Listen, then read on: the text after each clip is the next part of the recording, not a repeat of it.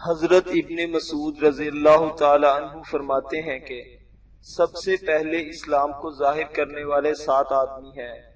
حضور اکرم صلی اللہ علیہ وسلم، حضرت ابو بکر صدیق، حضرت عمار اور ان کی والدہ حضرت سمیہ، حضرت صہیب، حضرت بلال اور حضرت مقداد رضوان اللہ علیہم اجمعین۔ اللہ تعالیٰ نے حضور اکرم صلی اللہ علیہ وسلم کی حفاظت ان کے چچا کے ذریعے سے کی اور حضرت ابو بکر صدیق کی حفاظت ان کی قوم کے ذریعے سے کی۔ باقی تمام آدمیوں کو مشرکین نے پکڑ کر لوہے کی زریں پہنائی اور انہیں سخت دھوپ میں ڈال دیا، جس سے وہ زریں بہت گرم ہو گئیں، اور حضرت بلال رضی اللہ تعالی عنہ کے علاوہ باقی سب نے مجبور ہو کر ان مشرکین کی بات مان لی۔ لیکن حضرت بلال رضی اللہ تعالی عنہ کو اللہ تعالیٰ کے دین کے بارے میں اپنی جان کی کوئی پرواہ نہ تھی، اور ان کی قوم کے ہاں ان کی کوئی حیثیت نہیں تھی۔ چنانچہ مشرکین نے حضرت بلال کو پکڑ کر لڑکوں کے حوالے کر دیا، جو انہیں مکہ کی گلیوں میں چکر دیتے تھے، اور وہ احد احد کہتے رہتے، یعنی معبود ایک ہی ہے۔ حضرت مجاہد رحمت اللہ کی حدیث میں اس طرح ہے کہ باقی حضرات کو مشرکین نے لوہے کی زریں پہنا کر سخت دھوپ میں ڈال دیا، جس سے وہ زریں سخت گرم ہو گئیں، اور لوہے کی گرمی اور دھوپ کی گرمی کی وجہ سے ان حضرات کو بہت زیادہ تکلیف ہوئی۔ شام کو ابو جہل لعین نیزہ لیے ہوئے ان حضرات کے پاس آیا اور انہیں گالیاں دینے لگا اور انہیں دھمکیاں دینے لگا۔ حضرت مجاہد رحمت اللہ کی ایک حدیث میں یوں ہے کہ مشرکین حضرت بلال رضی اللہ تعالی عنہ کے گلے میں رسی ڈال کر مکہ کے دونوں پہاڑوں کے درمیان لیے پھرتے۔ ابن اسحاق رحمت اللہ سے روایت ہے کہ جب دوپہر کو تیز گرمی ہو جاتی تو امیہ حضرت بلال کو لے کر باہر نکلتا اور مکہ کی پتھریلی زمین پر ان کو کمر کے بل لٹا دیتا، پھر وہ کہتا کہ ایک بہت بڑا پتھر ان کے سینے پر رکھ دیا جائے۔ چنانچہ ایک بڑا پتھر ان کے سینے پر رکھ دیا جاتا، پھر حضرت بلال سے کہتا کہ تم ایسے ہی ان تکلیفوں میں مبتلا رہو گے، یہاں تک کہ یا تو تم مر جاؤ یا محمد کا انکار کر کے لات اور عزا کی عبادت شروع کر دو۔ لیکن حضرت بلال ان تمام تکلیفوں کے باوجود احد احد کہتے رہتے کہ معبود تو ایک ہی ہے۔ حضرت عمار بن یاسر رضی اللہ تعالی عنہ نے چند یہ اشعار کہے ہیں جن میں انہوں نے حضرت بلال اور ان کے ساتھیوں کی تکلیفیں اٹھانے کا اور حضرت ابو بکر صدیق کے حضرت بلال کو آزاد کرنے کا ذکر کیا ہے۔ حضرت ابو بکر صدیق کا لقب عتیق تھا، یعنی دوزخ سے آزاد۔ عربی اشعار کا ترجمہ پیش کیا جاتا ہے۔ اللہ تعالی حضرت بلال رضی اللہ تعالی عنہ اور ان کے ساتھیوں کی طرف سے عتیق حضرت ابو بکر صدیق کو جزائے خیر عطا فرمائے اور فاقہ اور ابو جہل کو رسوا کر دے۔ میں اس شام کو نہیں بھولوں گا جس شام کو یہ دونوں حضرت بلال کو سخت تکلیف دینا چاہتے تھے، اور عقل مند آدمی جس تکلیف دینے سے بچتا ہے یہ دونوں اس سے بچنا نہیں چاہتے تھے۔ وہ دونوں حضرت بلال کو اس وجہ سے تکلیفیں دینا چاہتے تھے کہ کیونکہ حضرت بلال لوگوں کا ایک خدا مانتے تھے اور کہتے تھے کہ میں گواہی دیتا ہوں کہ اللہ میرا رب ہے اور اس پر میرا دل مطمئن ہے، اگر یہ مجھے مارنا چاہتے ہیں تو ضرور مار دیں، میں قتل کے ڈر سے رحمان کے ساتھ کسی کو شریک نہیں کر سکتا ہوں۔ اے ابراہیم اور یونس اور موسیٰ اور عیسیٰ کے رب، مجھے نجات عطا فرما، پھر مجھے آل غالب کی طرح ان لوگوں کے ذریعے آزمائش میں نہ ڈال جو گمراہ ہونا چاہتے ہیں، اور نہ وہ نیک ہیں اور نہ انصاف کرنے والے ہیں۔ ایک مرتبہ ورقہ بن نوفل سیدنا بلال حبشی کے پاس سے گزرے، دیکھا کہ وادی بطحا کے گرم پتھروں پر آپ کی پیٹھ پر بھاری پتھر رکھ کر سخت عذاب دیا جا رہا ہے، لیکن وہ عاشق رسول اور شیدائی اسلام اس عذاب کو اپنے لیے ایک امتحان سمجھ کر نہایت اطمینان اور خوش دلی سے برداشت کر رہا ہے اور زبان سے احد احد پکار رہا ہے۔ قریش سیدنا بلال رضی اللہ تعالی عنہ کو جو تکالیف اور عذاب دے رہے تھے، ورقہ بن نوفل اس کو دیکھنے کی تاب نہ لا سکے۔ انہوں نے گھبرا کر حضرت بلال کو فرمایا، بلال ان کی سزا اور تکالیف سے خلاصی اور نجات حاصل کرنے کے لیے جو یہ کہتے ہیں اس کو قبول کر لو۔ لیکن سیدنا بلال کا جواب تھا، میں قسم اٹھا کر کہتا ہوں کہ اگر یہ لوگ مجھے قتل بھی کر دیں تو اللہ تعالیٰ بہترین انتقام لینے والا ہے، وہ میری مغفرت فرمائے گا، لیکن میں کسی صورت ان کی بات ماننے والا نہیں ہوں۔ قریش کہتے ہیں کہ تیرا مذہب لات و عزیٰ کو ماننا اور ان کی پوجا کرنا ہے، لیکن ان کے جواب میں سیدنا بلال فرماتے تھے کہ میرا رب الصمد اور احد ہے۔ سیدنا بلال ظاہری شکل و صورت سے اگرچہ سیاہ فام تھے، لیکن رسول اللہ صلی اللہ علیہ وسلم کی ایک ہی نگاہ آئینہ تاب سے دل آئینہ کی طرح صاف و شفاف ہو گیا تھا، اور نور ایمان نے ان کے دل کو اس قدر منور کر دیا تھا کہ قریش کی ایذا رسانیاں انہیں گمراہی کی تاریکیوں میں نہ دھکیل سکی۔ اس وقت گوری چمڑی اور سفید فام مخلوق ابو لہب اور ابو جہل کی طرح غرور و حسن اور زوم شرافت و نجابت میں ضلالت و گمراہی کے گھٹا ٹوپ اندھیروں میں ٹمک ٹوئیاں مار رہے تھے۔ تاریخی روایات کے مطابق اس وقت صرف 7 نفوس تھے جن کو قبول ایمان کی توفیق حاصل ہوئی تھی۔ ان میں ایک یہ حبشی غلام تھے۔ اس میں کوئی شک و شبہ نہیں کہ کمزور ہمیشہ ظلم و ستم کی آماجگاہ رہتا ہے، لیکن قریش مکہ نے تو رسول اللہ صلی اللہ علیہ وسلم کو اپنے ظلم و ستم کا نشانہ بنایا، جن کا تعلق اشراف مکہ سے تھا۔ سیدنا بلال تو ایک غلام تھے، ان پر تو اور بھی ظلم و ستم کیے گئے۔ ابو لہب کی بیوی ام جمیل نے تو یہ دستور ہی بنا لیا تھا کہ گھر کی ساری نجاست اکٹھی کر کے رسول اللہ صلی اللہ علیہ وسلم کے راستے میں پھیلا دیتی، لیکن آپ صلی اللہ علیہ وسلم زبان سے کچھ کہے بغیر راستہ سے وہ غلاظت ایک طرف ہٹا کر گزر جاتے۔ جب یہ لوگ خود رسول اللہ صلی اللہ علیہ وسلم کو ظلم و ستم اور طعن و تشنیع کا نشانہ بناتے تھے تو سیدنا بلال کی شمار اور قطار میں تھے۔ وہ تو کئی نسلوں سے غلام تھے، ان کے ساتھ قریش کا یہ سلوک کیسے روا ہو سکتا تھا؟ چنانچہ غلام اور کمزور ہونے کی بنا پر وہ ظلم و ستم کی آماجگاہ تھے۔ غلام ہونے کی وجہ سے وہ اور بھی ناموس جفا کے شکار ہو گئے۔ گونا گو مصائب اور زہرہ گداز مظالم سے ان کے استقلال و استقامت میں ذرہ برابر فرق نہ آیا۔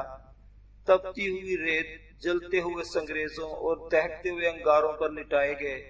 مشرکین کے لڑکوں نے گلے میں رسیاں ڈال کر تماشا بنایا، لیکن ان تمام روح فرسا اور جاں گسل آزمائشوں کے باوجود توحید خداوندی کی مضبوط رسی ان کے ہاتھ سے نہ چھوٹی۔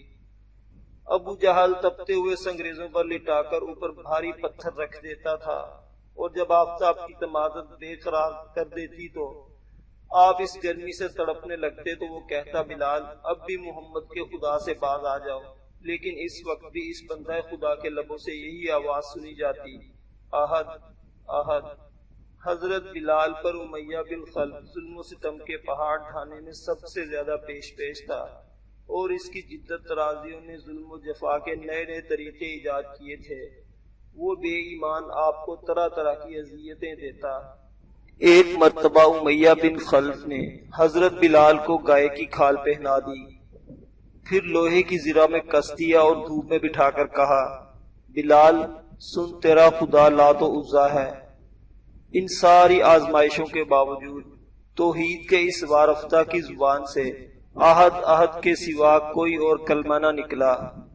مشرکین اگر کہتے کہ جو کچھ تم ہم سے کہتے ہیں تم بھی وہی کہو تو فرماتے، میری زبان تمہارے کہے ہوئے الفاظ کا اعادہ نہیں کر سکتی۔ سیدنا بلال پر امیہ بن خلف اور اس کے ساتھیوں کی طرف سے ظلم و ستم کے پہاڑ توڑے جا رہے تھے کہ آنکھیں اس جور و ستم کو دیکھ کر اشک بار ہو جاتی۔ ایک روز سیدنا ابو بکر رضی اللہ تعالیٰ عنہ کا ادھر سے گزر ہوا، کفار کی ستم گری دیکھ کر انتہائی صدمہ ہوا۔ دریافت فرمایا، تم لوگ اس سیاہ حبشی زادے کے ساتھ یہ سلوک کیوں کر رہے ہو؟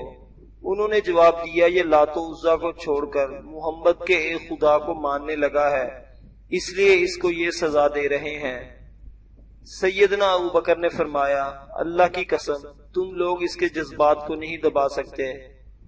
امیہ بن خلف نے ابو بکر کی بات سن کر اپنے ساتھیوں سے کہا، میں تم کو وہ کھیل دکھاؤں گا جو تم لوگوں نے پہلے کبھی نہ دیکھا ہو۔ ابو بکر صدیق رضی اللہ تعالی عنہ ہنس پڑے اور امیہ بن خلف نے سیدنا ابو بکر سے کہا، ابو بکر، یہ غلام آپ کے دین پر ہے، آپ اسے ہم سے خرید کیوں نہیں لیتے؟ سیدنا ابو بکر نے فرمایا، اگر تم فروخت کرنا چاہتے ہو تو میں اس کو خریدنے کے لیے تیار ہوں۔ میرے غلام فستاد جو بہت موٹی کھال والا ہے، جو آپ کو نصف دینار خراج ادا کرتا تھا اور اسلام قبول نہیں کرتا تھا، اس سے بدل لیں۔ امیہ ہنس پڑا اور کہا، ابو بکر، شرط یہ ہے کہ آپ اپنے غلام ماں اس کی بیوی کے دیں، تو پھر میں سوچ سکتا ہوں۔ سیدنا ابو بکر نے فرمایا، اگر آپ تیار ہیں تو میں ایسا کر سکتا ہوں۔ امیہ نے کہا، آپ کو اختیار ہے کہ آپ اس کے بیوی بچے بھی عطا کر دیں، لیکن 100 دینار بھی ساتھ دیں۔ یہ کہہ کر امیہ ہنس پڑا۔ سیدنا ابو بکر نے کہا، کیا آپ ایسے آدمی ہیں کہ جھوٹ سے حیا نہیں کرتے؟ امیہ نے جواب دیا، لات و عزا کی قسم، یقین کیجئے اگر آپ کریں گے تو میں بھی کروں گا۔ سیدنا ابو بکر رضی اللہ تعالی عنہ نے ایک گراں قدر رقم دے کر سیدنا بلال کو خرید لیا اور اسی وقت آزاد کر دیا۔ بعض روایات میں ہے کہ سیدنا ابو بکر سیدنا بلال کو خرید کر سرکار دو عالم صلی اللہ علیہ وسلم کی خدمت میں لائے اور عرض کی، یا رسول اللہ، میں نے بلال کو خرید لیا ہے۔ یہ سن کر رسول اللہ صلی اللہ علیہ وسلم نے فرمایا، اس میں مجھ کو بھی شریک کر لیا جائے۔ سیدنا ابو بکر نے عرض کی، حضور، مشرکین نے جب اسے اپنے دین سے نکالنا چاہا تو میں نے فوراً حاصل کر کے اسے آزاد کر دیا۔ حافظ ابن قیم رحمت اللہ فرماتے ہیں کہ سیدنا ابو بکر کے بارے میں لکھا ہے، سیدنا ابو بکر رضی اللہ تعالی عنہ جب کسی غلام کے پاس سے گزرتے جس کو کفار اپنی ستم گری کا ہدف بناتے تو اسے خرید لیتے اور پھر اس کو آزاد کر دیتے۔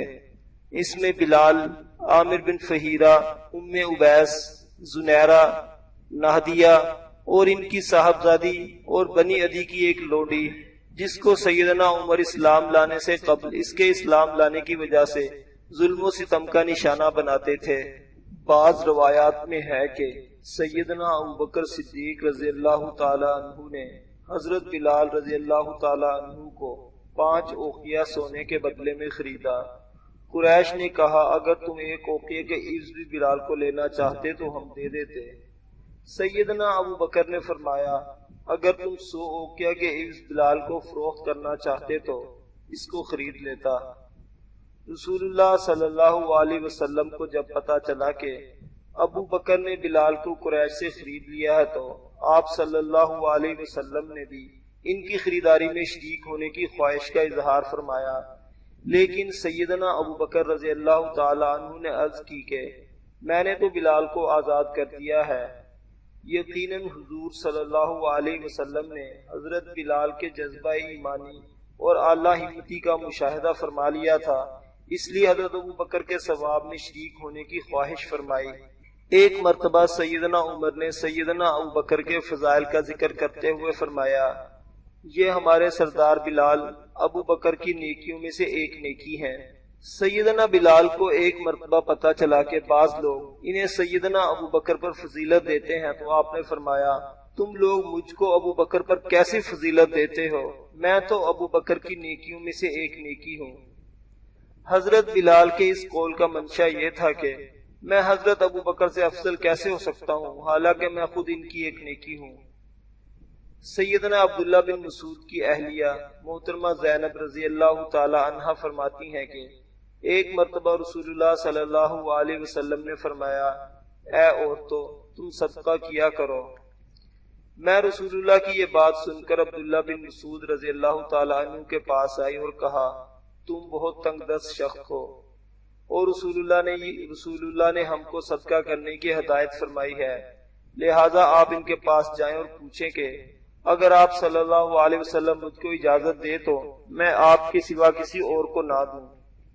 سیدنا عبداللہ بن مسعود رضی اللہ تعالی عنہ نے فرمایا، تم خود ہی جاؤ۔ چنانچہ میں خود ہی رسول اللہ صلی اللہ علیہ وسلم کی خدمت میں حاضر ہوئی۔ اس وقت انصار کی ایک عورت مجھ سے پہلے آپ کے دروازے پر کھڑی تھی، ان کی ضرورت بھی وہی تھی جو میری تھی۔ رسول اللہ اس وقت پردہ میں تھے، سیدنا بلال باہر تشریف لائے۔ ہم نے ان سے کہا کہ رسول اللہ کو خبر دیں کہ دو عورتیں دروازہ پر کھڑی ہیں اور وہ اپنے شوہروں پر صدقہ کرنے کے لیے اجازت طلب کرتی ہیں، اور ان یتیموں کے لیے بھی جو ان کے زیر نگرانی ہے، لیکن آپ صلی اللہ علیہ وسلم کو بتانا نہیں کہ ہم کون ہیں۔ وہ فرماتی ہیں کہ سیدنا بلال رسول اللہ صلی اللہ علیہ وسلم کے پاس اندر گئے اور آپ سے اجازت کے بارے میں دریافت کیا۔ آپ نے ارشاد فرمایا، وہ دو عورتیں کون ہیں؟ انہوں نے عرض کیا، ایک تو انصار کی عورت ہے اور دوسری زینب رضی اللہ تعالیٰ عنہ ہے۔ آپ نے پوچھا، کون زینب؟ انہوں نے عرض کیا، عبداللہ بن مسعود کی بیوی۔ آپ نے فرمایا، ان کے لیے دو اجر ہیں، ایک تو قرابت کا اجر اور دوسرا صدقہ کا اجر۔ حضرت بریدہ رضی اللہ تعالیٰ عنہ فرماتے ہیں کہ ایک دن صبح کے وقت حضور نے حضرت بلال کو بلا کر فرمایا، اے بلال، تم کس عمل کی وجہ سے مجھ سے پہلے جنت میں چلے گئے؟ آج رات میں جنت میں داخل ہوا تو میں نے آپ کو اپنے آگے تمہارے چلنے کی آہٹ سنی۔ انہوں نے عرض کیا، یا رسول اللہ، جب بھی مجھ سے کوئی گناہ ہو جاتا ہے تو میں فوراً 2 رکعت صلاۃ التوبہ پڑھتا ہوں، اور جب بھی میرا وضو ٹوٹتا ہے تو میں اسی وقت وضو کر کے 2 رکعت نفل تحیت الوضو پڑھتا ہوں۔ حضرت بلال رضی اللہ تعالیٰ عنہ فرماتے ہیں کہ میں نے سردی کی ایک رات میں صبح کی اذان دی، لیکن کوئی آدمی نہ آیا۔ میں نے پھر اذان دی، لیکن پھر بھی کوئی نہ آیا۔ اس پر حضور صلی اللہ علیہ وسلم نے فرمایا، اے بلال، لوگوں کو کیا ہوا؟ میں نے عرض کیا، میرے ماں باپ آپ پر قربان، سردی بہت زیادہ ہے، اس وجہ سے لوگ ہمت نہیں کر رہے۔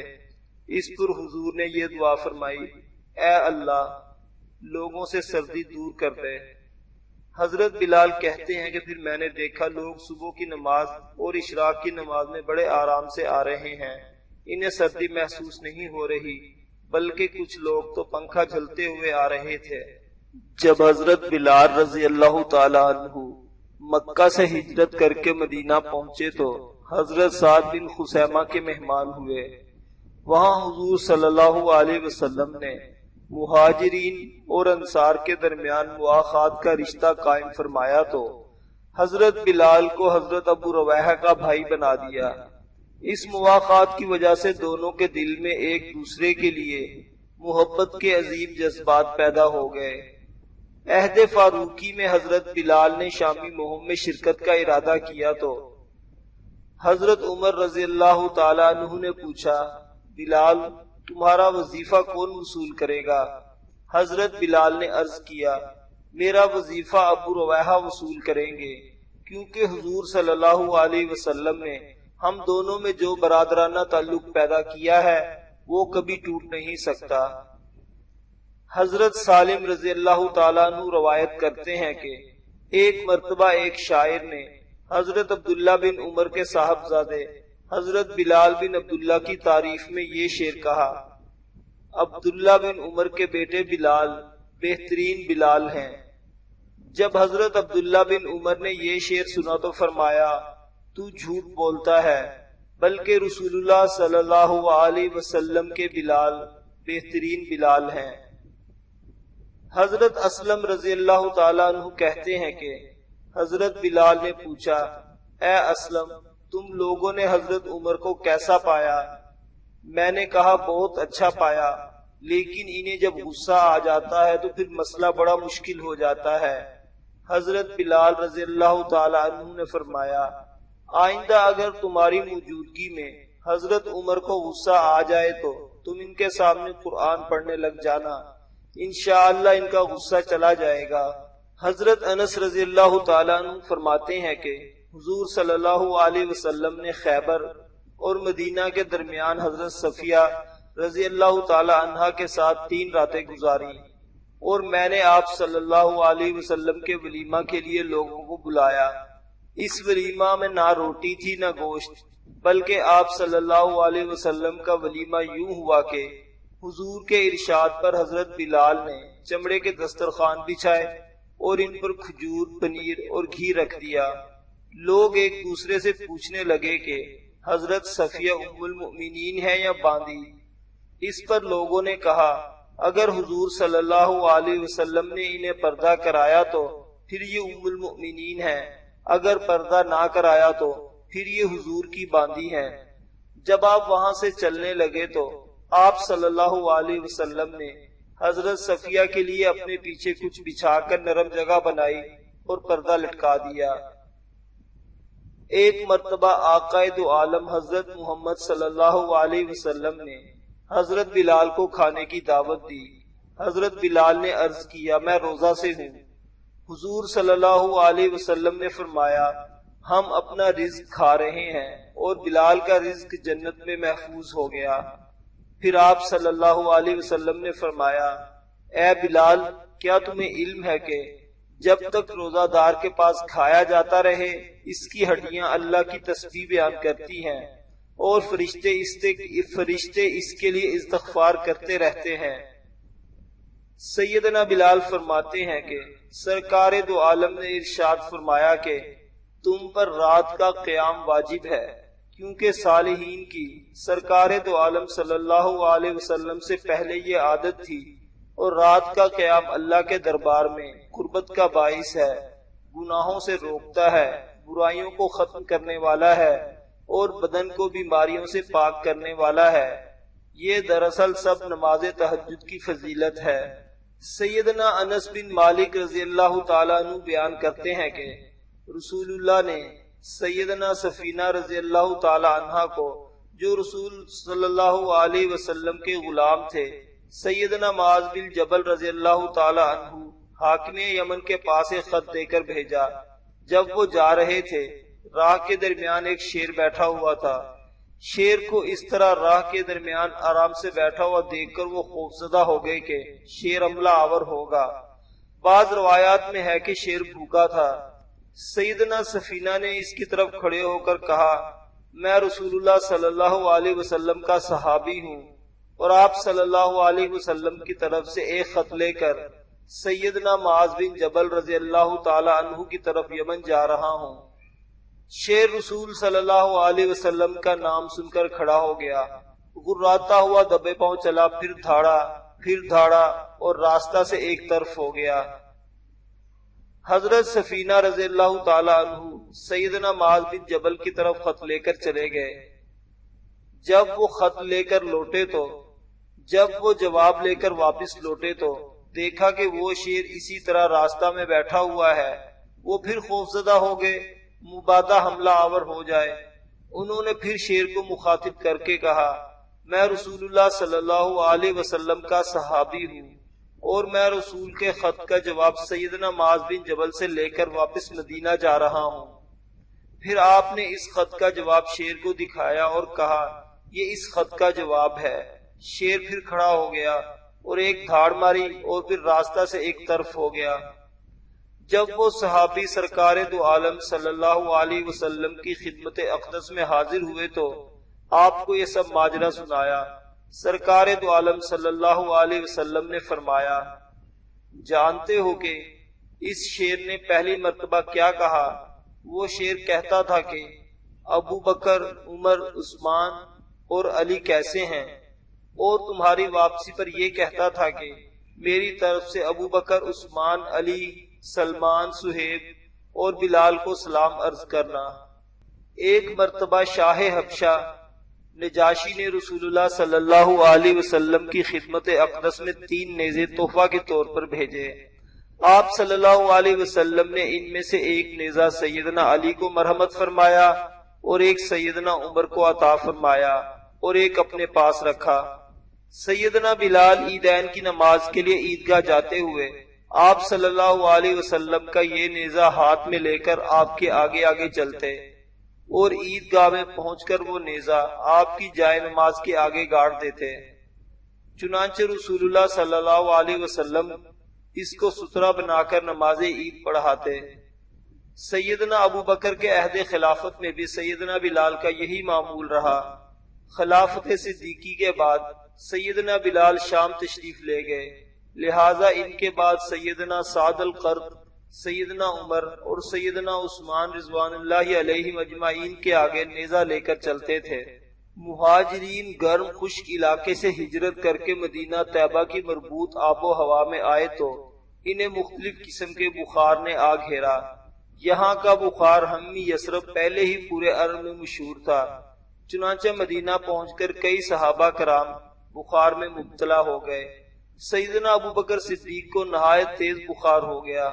سیدنا بلال اگرچہ حبش کے گرم علاقے کے رہنے والے تھے، لیکن ان کی عمر کا ایک اچھا خاصا حصہ، بلکہ ایک روایت کے مطابق پوری زندگی مکہ کی وادیوں اور گلیوں میں گزری تھی، چنانچہ وہ بھی سخت بخار میں مبتلا ہو گئے۔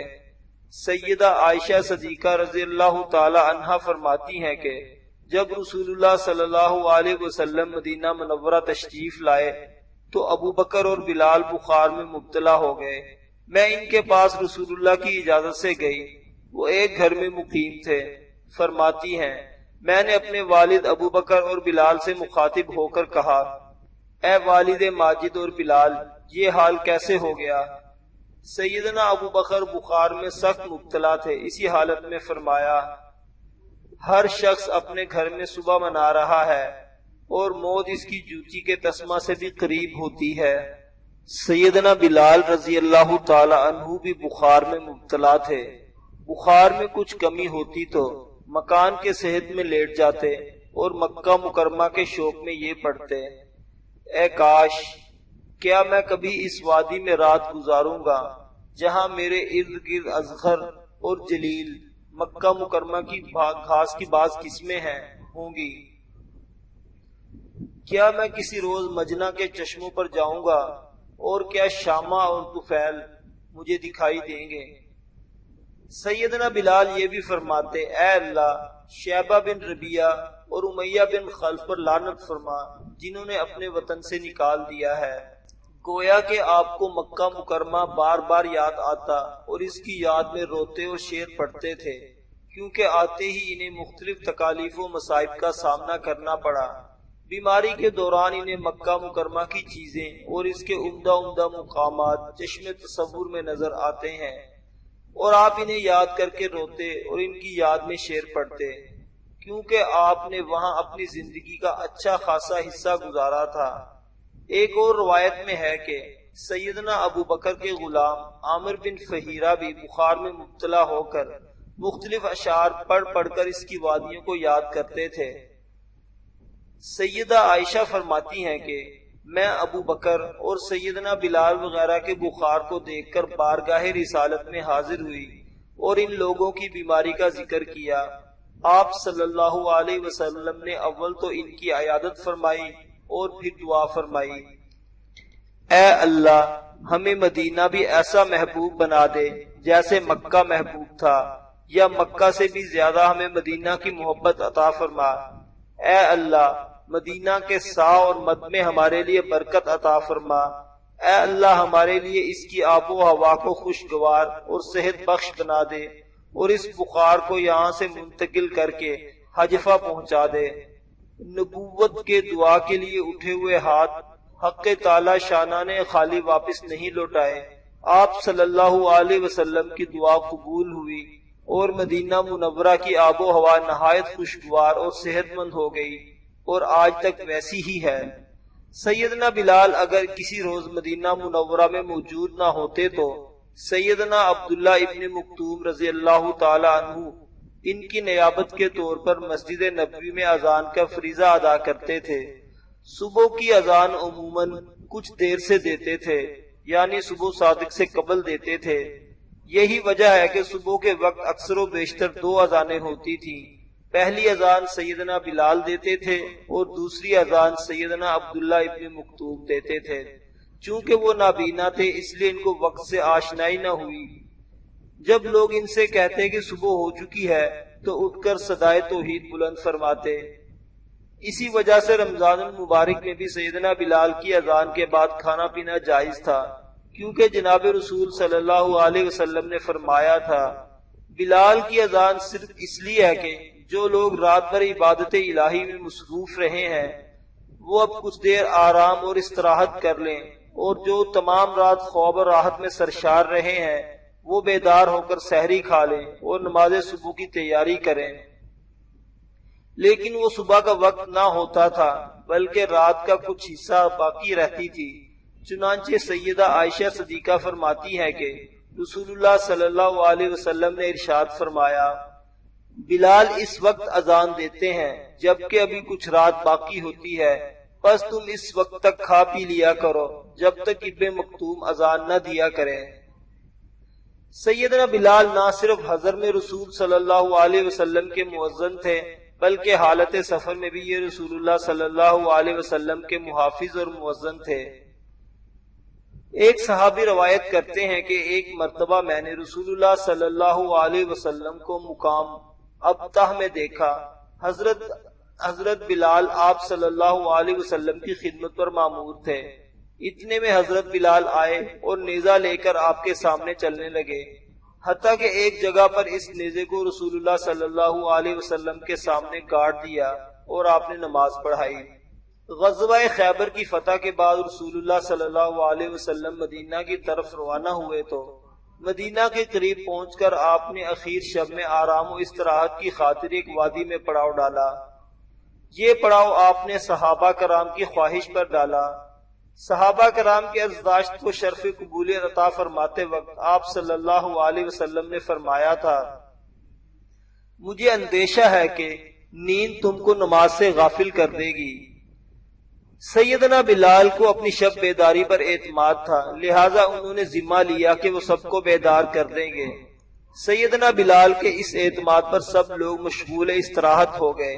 سیدنا بلال نے مزید احتیاط کے خیال سے شب زندہ داری کا ارادہ کر لیا اور رات بھر اپنے کجاوے پر ٹیک لگائے بیٹھے رہے، لیکن اتفاق ایسا ہوا کہ اسی حالت میں نیند نے ان پر غلبہ پا لیا اور ان کی آنکھ لگ گئی اور ایسی غفلت طاری ہوئی کہ طلوع آفتاب تک کوئی بھی بیدار نہ ہوا۔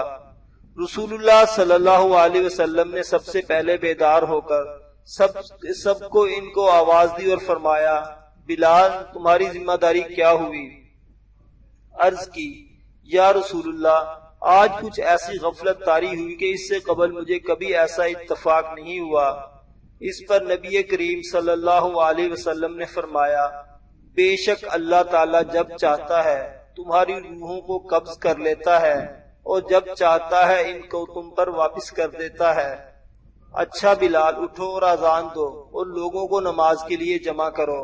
بعض روایات میں ہے کہ آپ صلی اللہ علیہ وسلم سب سے پہلے گھبرا کر اٹھے، پھر آپ صلی اللہ علیہ وسلم نے لوگوں کو بیدار کیا اور اس وادی سے کوچ کرنے کا حکم فرمایا کہ یہاں شیطان ہے۔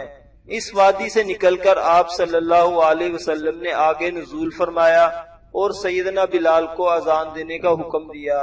وضو کر کے پہلے 2 رکعت سنتے پڑھی، پھر سیدنا بلال کو اقامت کے لیے فرمایا اور جماعت کے ساتھ صبح کی نماز ادا کی۔